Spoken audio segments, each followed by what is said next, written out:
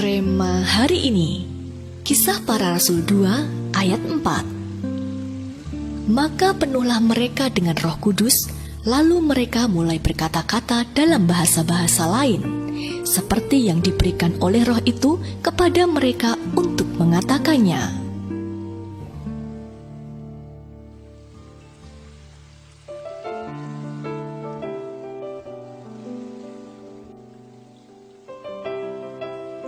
Api adalah bagian penting dari kehidupan manusia semenjak masa prasejarah. Nyala api membawa perubahan drastis pada aktivitas umat manusia. Dengan menggunakan api, manusia mulai berani beraktivitas tidak hanya pada siang hari, tetapi juga dalam kegelapan malam. Api juga digunakan manusia untuk melindungi diri karena hewan pemangsa serta serangga yang menggigit menghindari api dan asap. Beberapa kelompok manusia purba juga menggunakan api untuk berburu dan mengejar hewan pengganggu. Bahkan dengan belajar mengontrol api, manusia yang lemah secara fisik bisa berubah menjadi penguasa.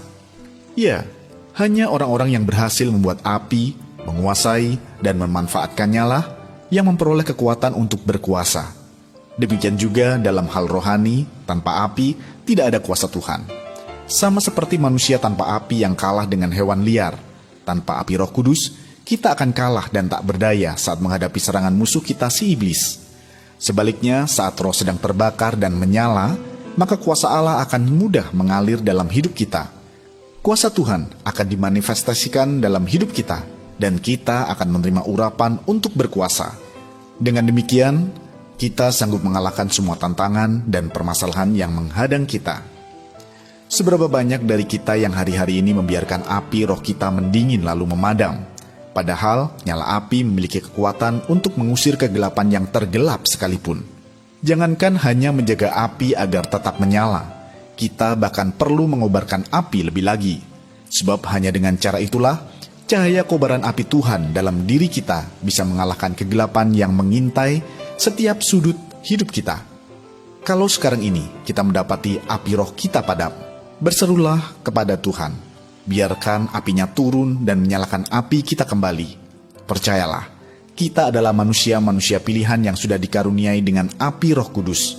Saat kita menyalakan apinya, kita akan menjadi penguasa dan tampil sebagai pemenang. Bagaimanakah keadaan api roh Anda hari-hari ini? Mengapa nyala api Roh Kudus dapat membawa perubahan dalam hidup Anda? Bagaimana Anda bisa mengobarkan api Roh Kudus dalam hidup Anda?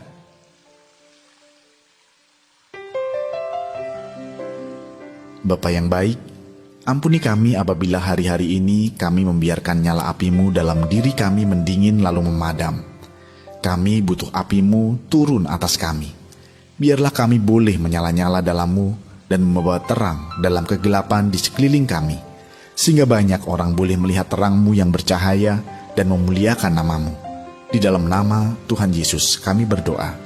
Amin. Perubahan akan mulai terjadi saat kita mulai menyalakan api Roh Kudus.